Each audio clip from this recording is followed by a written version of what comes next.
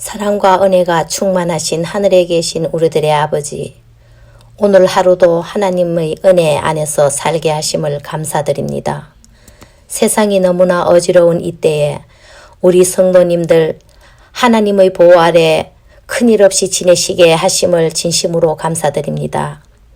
아버지시여, 언제 끝이 날지 모르는 이 전염병을 하루속히 거두어 주옵소서. 우리를 용서하여 주시옵소서. 죄가 많음을 고백하오니 깨끗하게 하옵소서. 우리 성도님들 한 분 한 분 기억하여 보살펴 주시옵소서.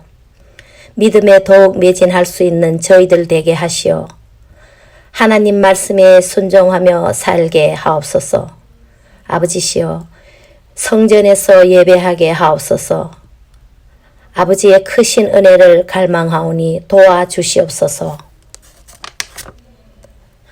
오늘 말씀을 주시는 목사님께 함께 하시어 주시는 말씀이 우리에게 큰 은혜가 되게 하옵소서.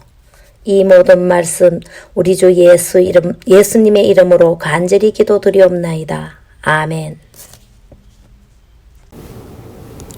사랑하는 성도 여러분, 안녕하십니까? 베이커스필드 지역에서 한 주일을 보내면서 참 많은 것을 배우는 한 주였습니다.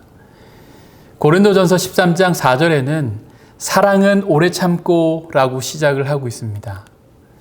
여러분, 지나온 설교를 가만히 살펴보니까 이 사랑에 대한 설교를 꽤 많이 했더군요. 그런데 지난 한 주일을 이곳에 살면서 사랑은 오래 참고 라고 하는 그 시작되는 말조차도 어쩌면 이해하지 못하면서 설교도 하고 그렇게 살아오지 않았나 하는 생각을 해보게 됩니다. 여러분, 오래 참는 것은 과연 무엇일까요? 우리를 향한 하나님의 오래 참으심은 끝이 없기를 바랍니다. 그런데 다른 사람을 향한 우리의 오래 참음은 왜 그렇게 쉽게 사그러지는지 모르겠습니다. 이 귀한 안식일에 하나님의 오래 참으심을 포함해서 하나님의 사랑이 어떤 것인지 경험하시게 되는 한 주가 되기를 간절히 소망합니다. 하나님께서는 사람의 믿음을 시험하실 때 사람이 전혀 기대하지 않았던 상황까지 몰고 가시는 것을 성경을 통해서 보게 됩니다. 사람의 눈에 그 결과가 가려져 보이지 않는 상황에서 오직 하나님께만 소망을 두고 하나님께서 인도하시는 방향으로 가겠다는 믿음으로 나아갈 때 그 길이 안전한 길임을 시험의 끝에 보여주시는 것이 아닐까 생각해요. 이러한 일들이 성경에는 많이 기록되어 있습니다. 다니엘과 그의 친구들의 믿음이 그랬고요. 아브라함과 요셉이 이런 상황 속에서 하나님께서 당신의 백성들을 시험 가운데 홀로 두지 않으시고 언제나 인도하심을 보여주셨습니다. 또한 그분의 길이 우리의 시력으로 볼 때에는 죽음의 길인 것처럼 보이지만 결국 그분의 인도하심이 선한 길임을 알게 되는 것이죠. 이제 마지막을 살아가고 있는 우리도 하나님은 여러 시험을 통해서 우리의 믿음이 진짜 믿음인지 살펴보고 계십니다. 하나님은 언제나 믿음의 근거를 제시하지 않고 믿으라고 요구하지 않으십니다. 말세를 살아가고 있는 우리가 교훈을 얻을 수 있도록 하나님은 성경을 통해서 우리에게 교훈하고 계시죠. 요즘의 시대적인 분위기도 마지막과 끝이라고 하는 단어를 연상시키기 때문에 마지막 주자로서 우리의 믿음의 근거가 될 만한 성경의 이야기를 통해서 정말 함께 은혜를 나누었으면 좋겠다라고 하는 생각이 듭니다. 오늘 저는 여러분과 함께 불임절이라고 하는 제목을 가지고 설교하려고 하는데요. 모두 함께 하나님의 말씀 에스더 4장 14절부터 17절까지 있는 말씀을 함께 여러분 읽고 시작하도록 하겠습니다. 여러분, 에스더서 4장 14절부터 17절까지 있는 말씀 함께 읽고 시작할 텐데요. 화면에 여러분 제가 성경절들을 다 올려놓겠습니다. 여러분 함께 좀 읽어보시기 바랍니다. 자, 함께 읽겠습니다. 시작. 이때 내가 만일 잠잠하여 말이 없으면 유다인은 다른 데로 말미암아 노임과 구원을 얻으려니와 너와 내 아비 집은 멸망하리라. 내가 왕 후에 위를 얻은 것이 이 때를 위함이 아닌지 누가 아느냐?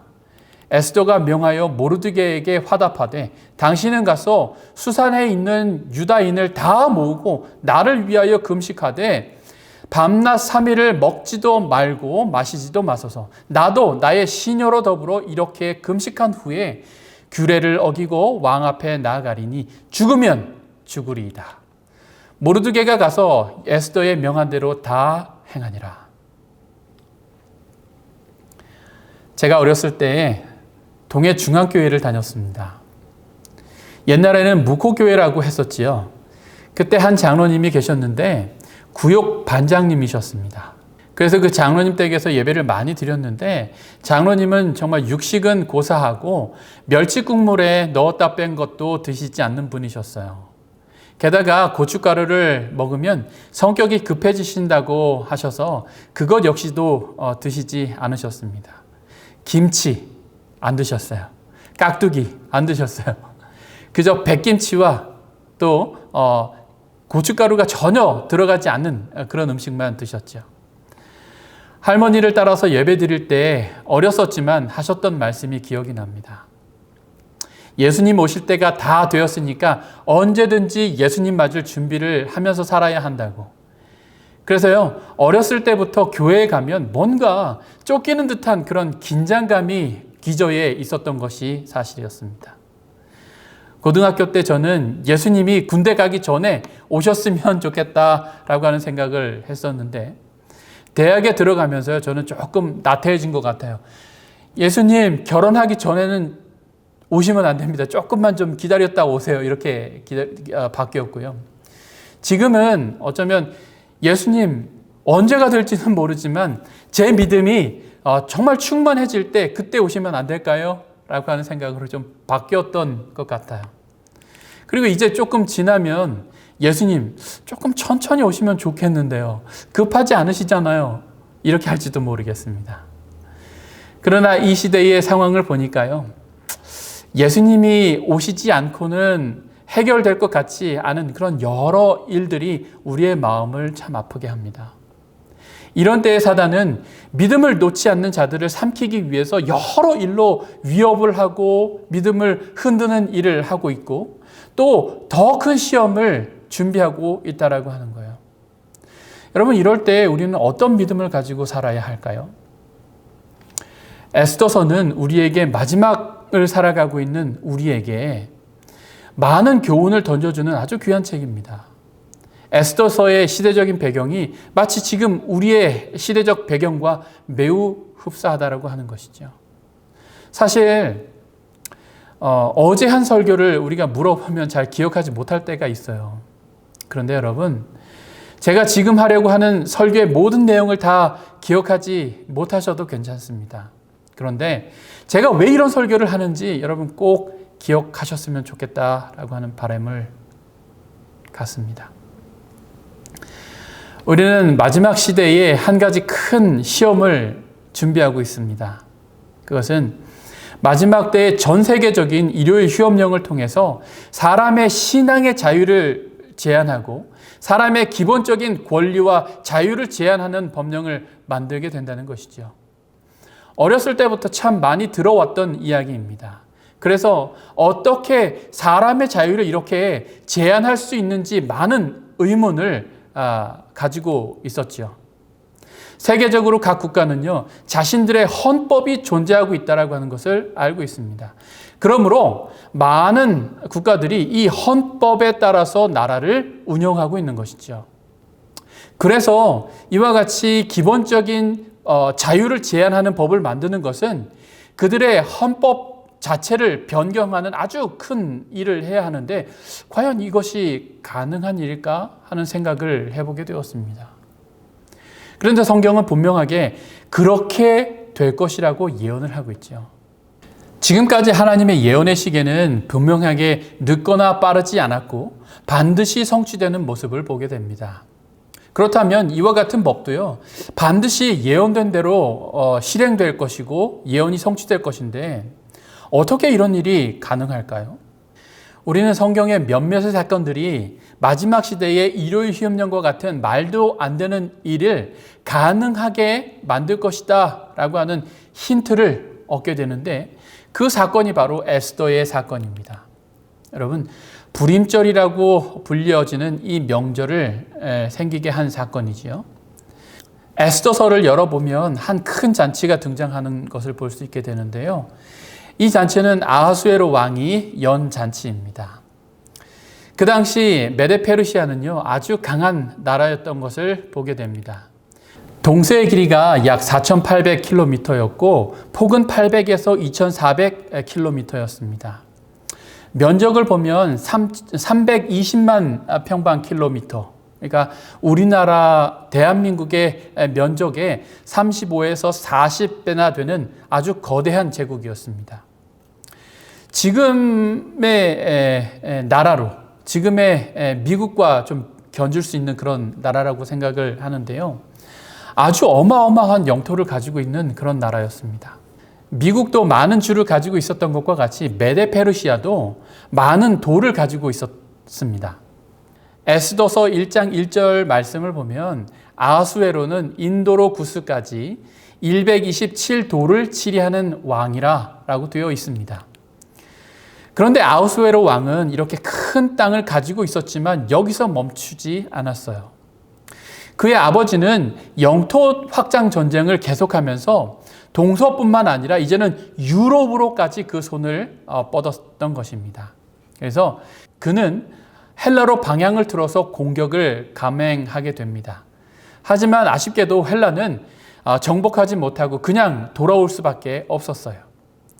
그의 아버지는 또다시 정복 전쟁을 하려고 준비하던 중에 그만 죽게 되었습니다. 그래서 역사적으로는 크세르크세스라고 알려진 아하수에로 왕이 그의 아버지를 이어서 전쟁을 하려고 준비하는 과정을 우리가 볼 수 있는데 그것이 바로 에스더서에 있는 사건들인 것입니다. 1장에는 아주 큰 잔치가 베풀어졌습니다. 이 잔치는 그의 통치를 시작한 지 3년째 되는 그 해에 모든 방백들과 신하들을 위해서 잔치를 베푸는데 180일 동안이나 잔치가 계속되는 것을 볼 수 있습니다. 무려 6개월 동안 잔치를 계속한 것이죠. 그리고 수도였던 수산성의 백성들을 위해서 왕궁 후원에서 7일 동안 잔치를 베풀었고 또 왕후였던 와스디도 부녀들을 위해서 잔치를 베풀었다라고 기록을 하고 있습니다. 이 정도면 정말 어마어마한 그런 돈이 들어갔을 것이라고 생각되지 않습니까? 아주 큰 나라 같다는 생각이 듭니다. 이 잔치는 아주 특별한 성격을 가지고 있었음을 우리는 잘 알고 있습니다.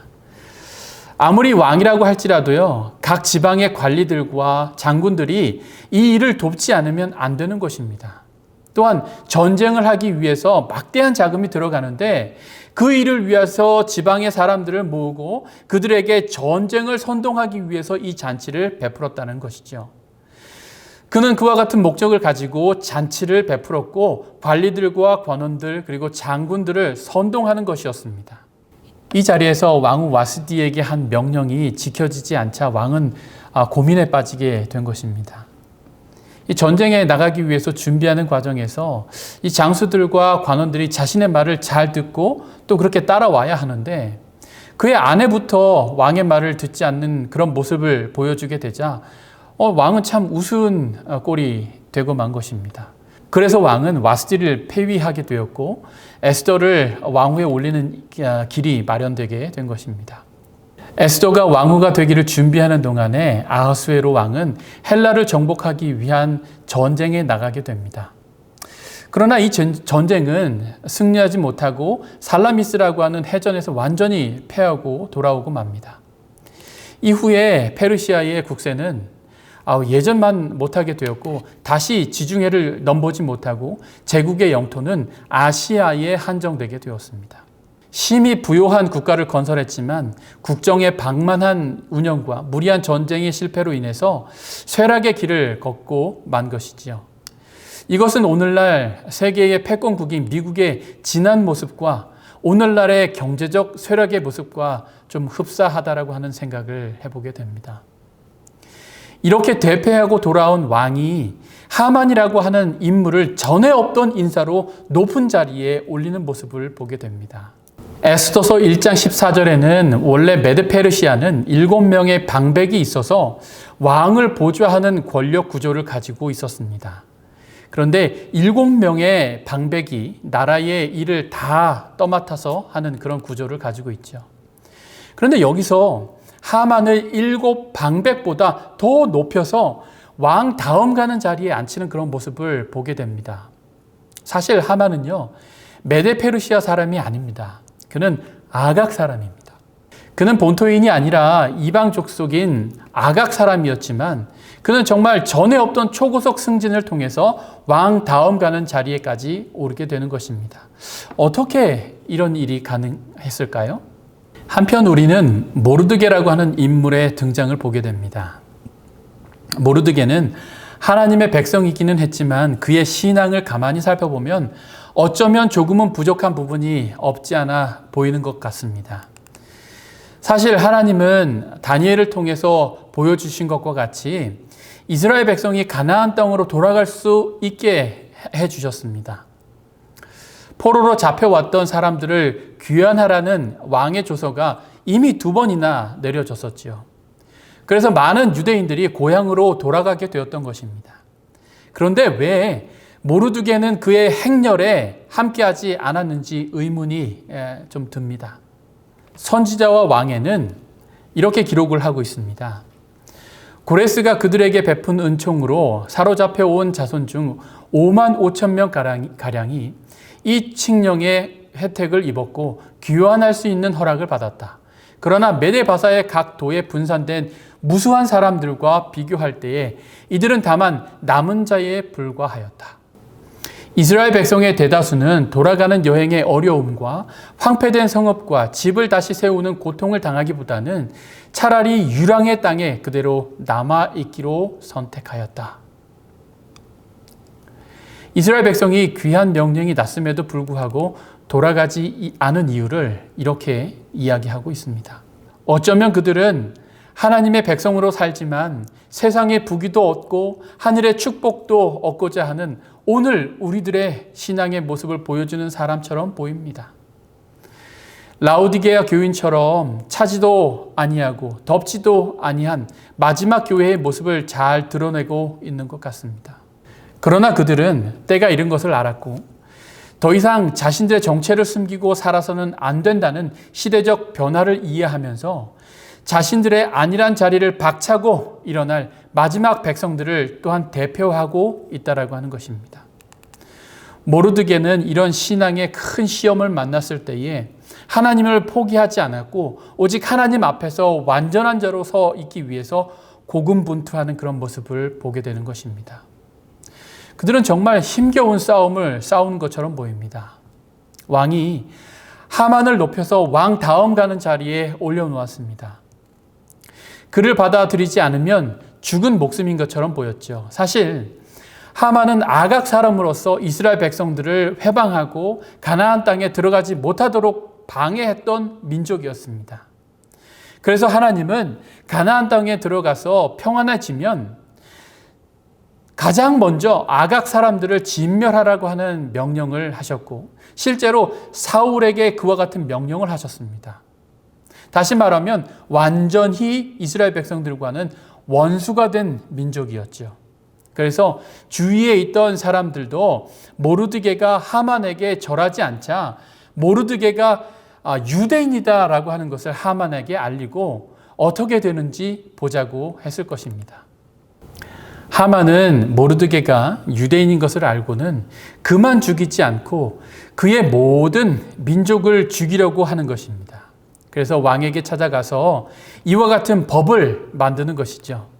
아무리 이스라엘 백성들이 아각 사람들을 진멸했다 하더라도요. 시간이 많이 지났죠.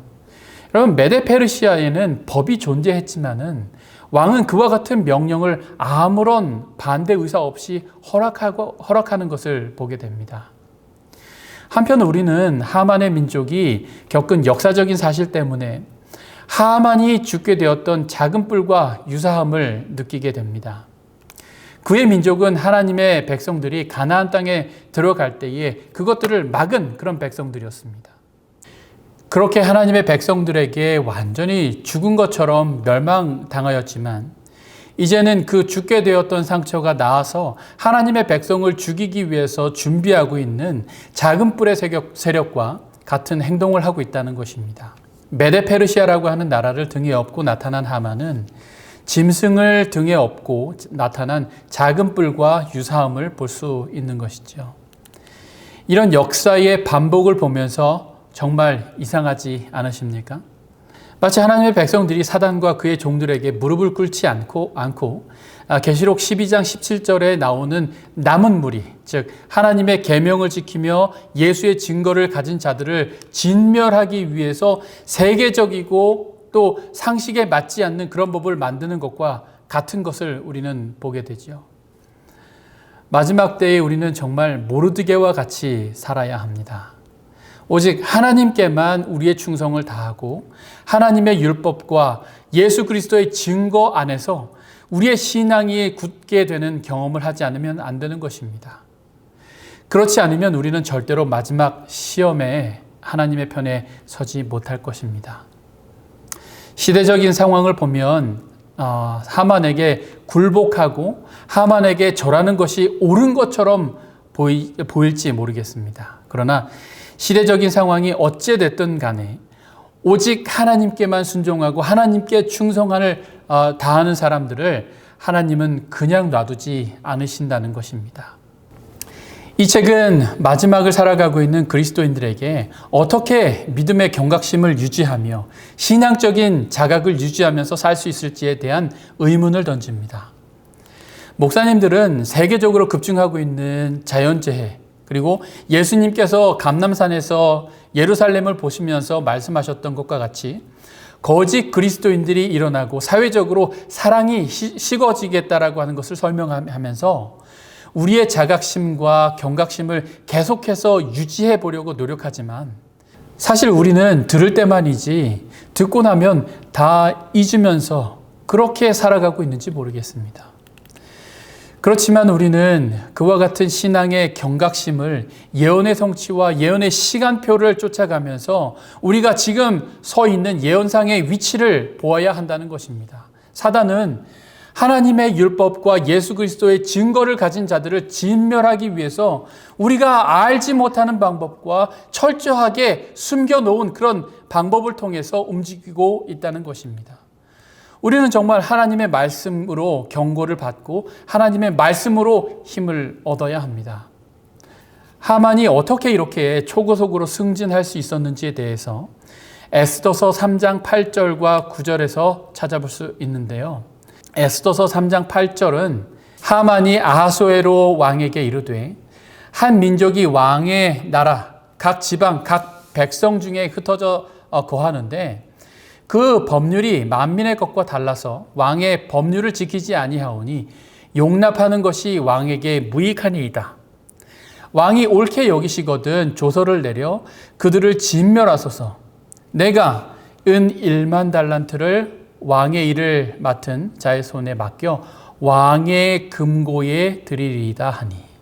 하만은 유대 백성들을 죽여야 하는 이유가 그 법률이 만민의 것과 달라서 왕의 법률을 지키지 아니하기 때문이라고 말하고 있습니다.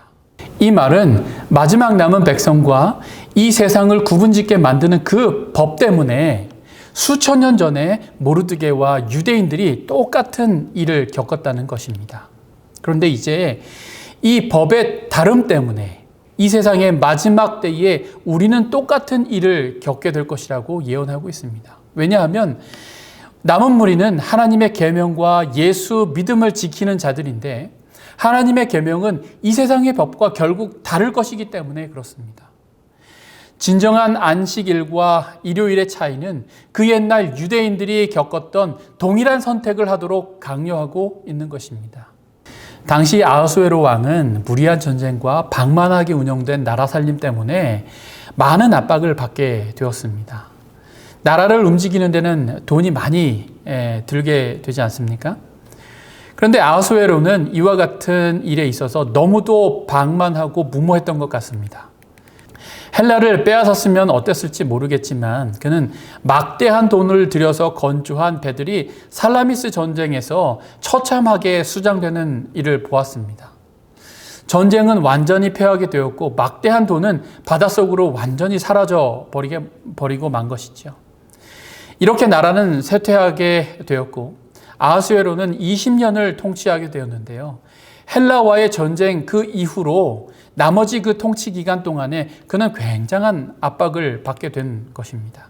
그런데 하만이라는 사람이 나타나서는 왕에게 은 1만 달란트를 왕의 일을 맡은 자의 손에 붙이겠다라고 합니다. 은 1만 달란트가 과연 여러분 얼마나 되는지 여러분 아십니까? 그것을 찾기 위해서 열왕기상 16장 24절에 있는 말씀을 보겠는데요.